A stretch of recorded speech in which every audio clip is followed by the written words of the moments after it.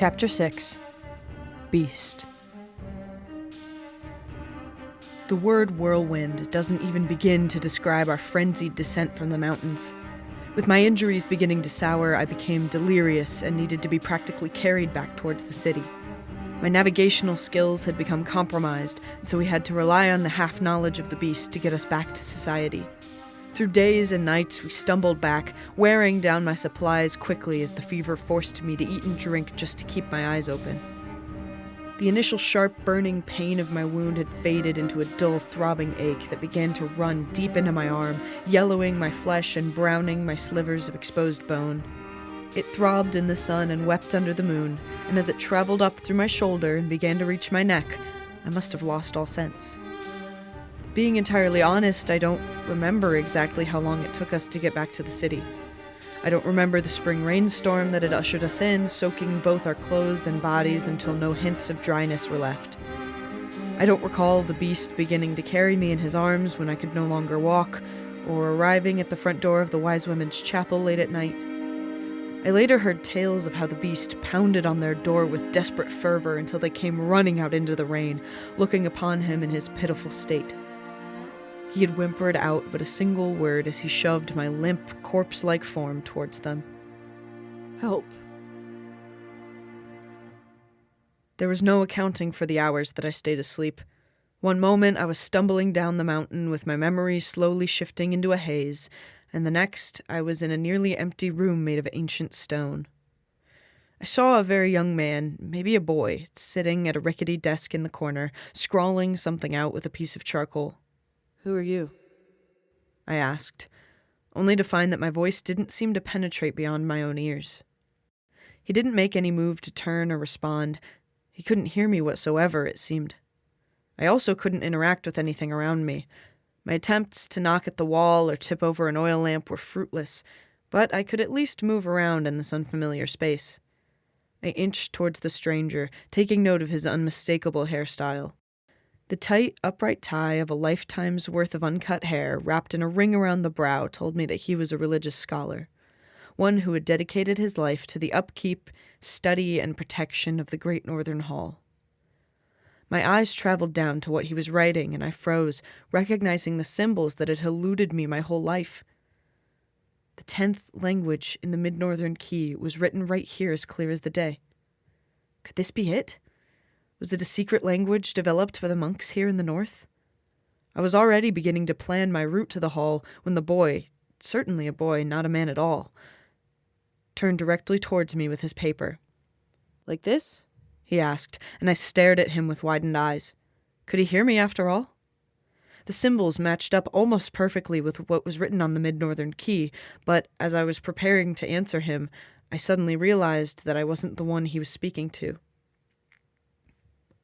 Behind me stood an older man, so silent and patient I hadn't noticed he was there. He leaned in close to study the boy's writing, and I stepped out of the way to watch. After a long moment, the man reached out with his own piece of charcoal and scratched black marks onto the page, crossing out inverse symbols or places where the young scholar had clearly made errors. I watched on, fascinated by this instruction of language. "Do I have to do this?" the boy asked, obviously frustrated by his mistakes. "Yes," the old man replied simply. "I don't want to be stuck here. I never wanted to be a scholar," he spat, but the man opposite him didn't grow angry. His calmness leveled the room, bringing the boy's temper back down to a simmer. "You know why you must. This is our duty," he said evenly. I looked back at the clearly frustrated boy, beginning to recognize certain mannerisms in him. The angered curl in his brow, the flippant insults, the short-fused temper. It was like looking in a goddamned mirror. There was only one explanation that made this odd dream make sense. This was another memory of my father in his youth. Recognizing the scene before me for what it was, I whirled my head around to look for the thing. I found it latched to the corner of the ceiling, looking down ominously at the scene beneath it. I was now more sure than ever that it was showing me these things on purpose. Not odd dreams of my own recollections, but its memories. "What is that?" I asked, knowing that even if the boy couldn't hear me, the thing certainly could. Clon Medi. the thing replied, and for the first time, I was stumped. It wasn't a phrase from Rapsilian, and it certainly didn't sound like a word from the Balt. Those were my languages of specialty, but I knew many more. I scanned through them in my brain, trying to recall a time I'd heard that word. Ganmedi, Ganmedi, Ganmedi. After a long, heavy moment, I came up with absolutely nothing. What does that mean? I asked, turning back to look at my young father. He had begun to argue with the other man, who I could only assume was his father, my grandfather. Words. It said. Language? Yes. Of who? Gods. I looked over slowly, deciding to once again tune into the argument as it grew heated. I'm gonna be an adventurer like Rena and Gauche. Quit trying to stop me, my father shouted. You can do what you like with your life, but you must learn these words. Do you know what is at stake if you abandon this duty? The normally calm man had begun to raise his voice not in anger, but in fear. So what? You can always have another kid. You can always teach someone else, the boy shouted. I cannot, my grandfather replied grimly. The bargain was not made by me, but it was made nonetheless. It must be each firstborn without exception. That is why you must do this. He was pleading with his son, and I couldn't help but acknowledge the irony. My father had wanted to be an adventurer, but was forced into linguistics, while I had wished to be a linguist, but was forced into adventure. I would have traded places with him if I could.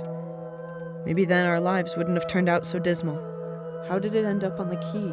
I asked the thing, staring at it almost desperately. Enough riddles. Tell me why you've latched onto me. Tell me why you're showing me this.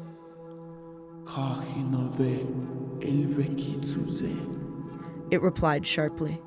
I can't give him to you, I said immediately. I didn't want to elucidate on my reasoning, but it just wasn't an option. I know you're angry that he hurt you, but he's the last of his kind. If you kill him, that would be like exterminating a whole species or something. It turned to me slowly, processing my words.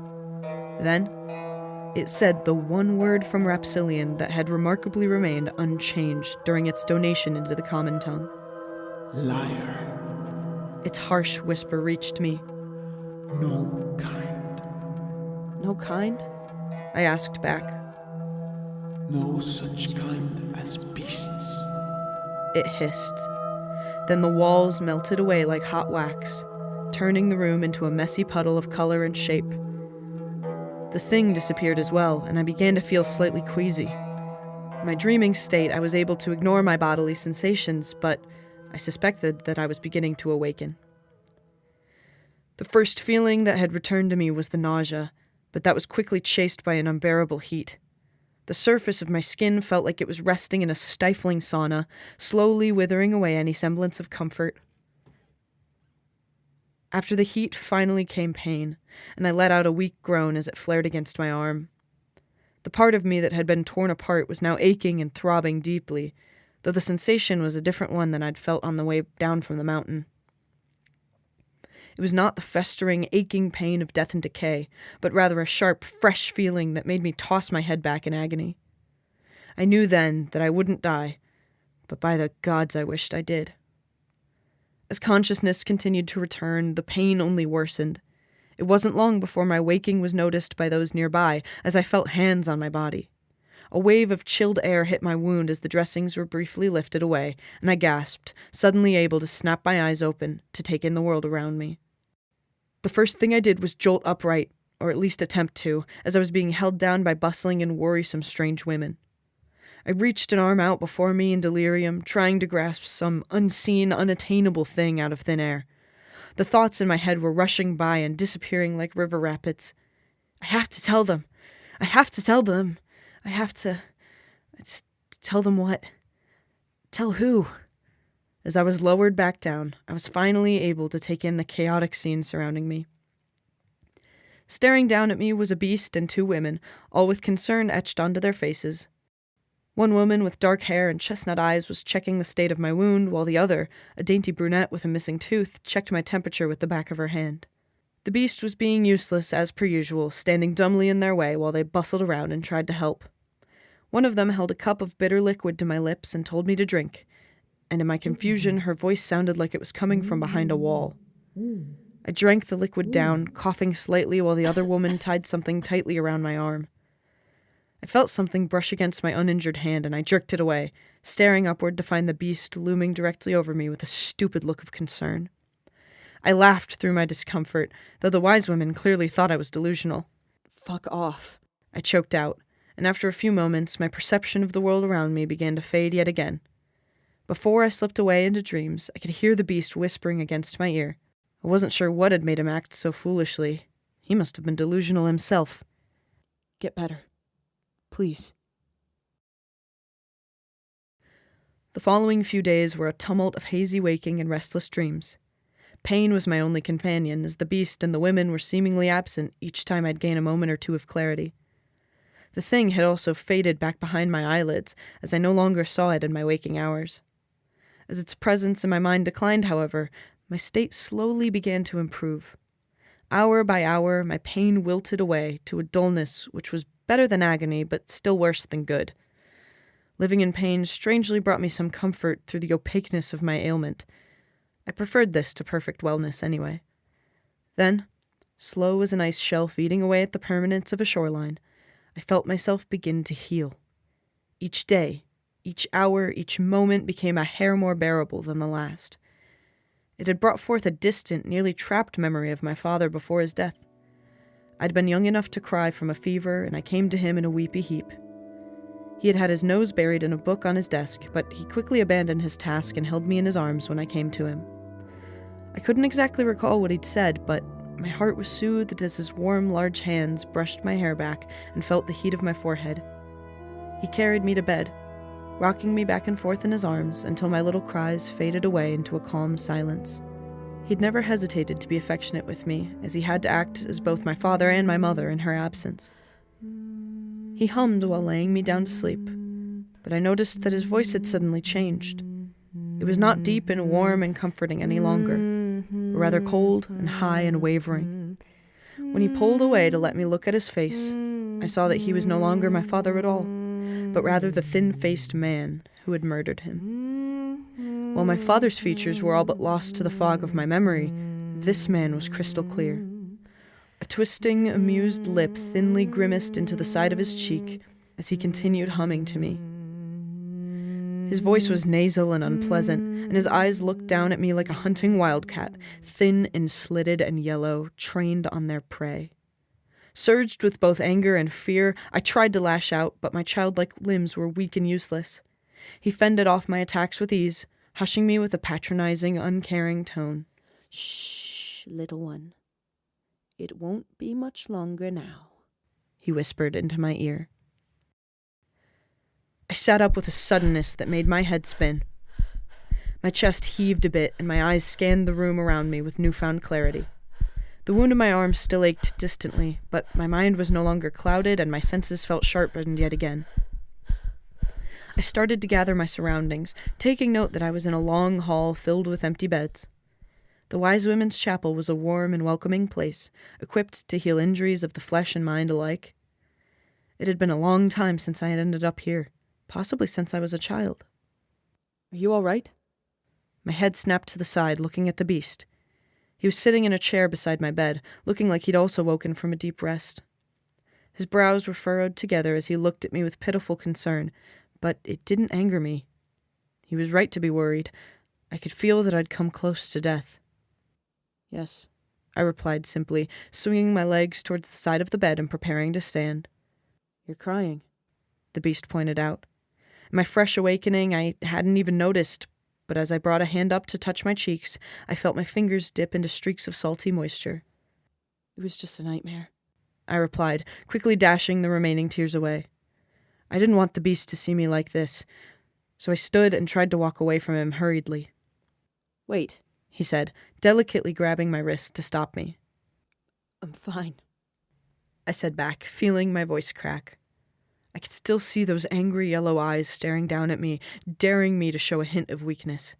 Even now, the thin-faced man took something from me that I couldn't replace. "I said I'm fine," I repeated, but the beast was silent. He tugged at my wrist and pulled me closer to him. What he pulled me into wasn't exactly an embrace, but rather an awkward, sidelong squeeze under his arm. He was leaving me a wide opening to break free if I wished, but I surrendered to the sorry half-hug. I shook as more hot tears fell down my face, hiding my cries for a moment in the crook of his shoulder. Despite my embarrassing emotional meltdown, something about this exchange felt pleasant to me. It had been so long since I had stood so close to a person without trying to kill them, or vice versa. For once, the beast kept his mouth shut, allowing me the grace to cry until I came back to myself. There was nothing romantic about this gesture, but it felt intimate and trusting in a way I could hardly describe. As much as a distant part of me wished to be angered by this pathetic show of weakness in front of someone who I claimed to largely dislike, I didn't have the energy to keep up the facade right now. For just a moment, I would let my walls down. When at last we separated, my tears had dried. The beast looked as though he wanted to speak, but I held up a hand to stop him. "I'm all right," I whispered, and after a long and uneasy pause had passed, I added in a quiet, "Thank you." He grinned. It wasn't a look of smugness nor dumb satisfaction, but he looked genuinely pleased. "Good. If you're feeling well, we should return to the university. You had something urgent for the Archmage, right?" he asked, and my eyes nearly bugged out of my skull. Through all the wayward dreams and days of my recovery, I had completely forgotten about the pieces that I had begun to connect about the Mid-Northern Key. "Yes, let's go right away," I said urgently, tossing my head around to look for any of my gear. The wise women had dressed me in light, loose linens for my recovery, but once we returned to the adventure at hand, I would need all of my clothing and supplies, not to mention the key I'd nearly died to retrieve. "Okay, hang on. I'll grab your things," the beast said, wandering off down a hallway. As I stood alone in the recovery hall of the wise women, I remembered the last conversation I'd had with the thing. "Liar," it had said. "No such kind as beasts." I felt my eyes narrow at the slightest bit when the beast poked his head back into the room triumphantly with my clothing and gear in tow. There were more pressing matters at the moment, but the thing's odd claim was now rooted firmly in the back of my mind. Our arrival to the university didn't take place until the sun had already gone down for the evening. While the night guard roused the Archmage, I stood uneasily in the empty chamber, still unsure of how to phrase my discovery. I hadn't even gotten a chance to tell the beast yet. "What do you need to say?" the beast asked while we waited. I could tell that his curiosity was killing him, but I waved him off for the moment. "It's not about you," I said back, realizing the truth of those words. This truly had nothing to do with him, so why had I brought him along with me again? I was left with no time to answer his questions for myself as the great doors creaked open and the Archmage shuffled inside. He was still in his night robes, holding a small lantern with him to help illuminate the way against the dimness of the candlelight. "Ah, student, what is so urgent that it could not wait until the dawn?" he asked, only a hint of annoyance in his tired voice. I stepped forward boldly.